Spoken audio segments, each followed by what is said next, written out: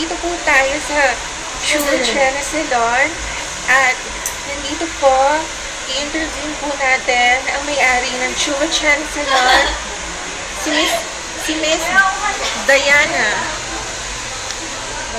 Diana. Hi!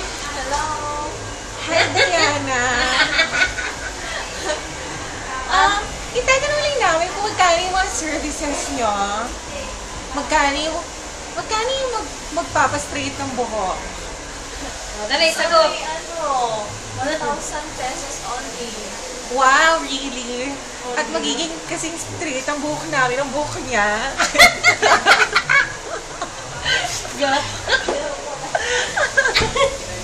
Hindi naman straight ang buhok niya. Ay, di ba? Yung buhok niya, hindi magiging ganyan. Magpupulot siya. Papayag ka ba nun? Ayaw daw niya maging katulad mo. Iwan ko dyan. Labanan mo siya. Sobra siya, ha? Sumisabi ko kinitingay yung porket maganda ka at bagets. Kaya nga.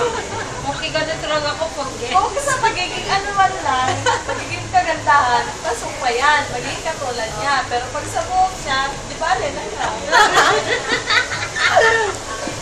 Bastos. Okay. Maraming salamat po. At Kaya. pumunta na po kayo dito sa Chula Salon para maging maganda kayo katulad niya. Bye!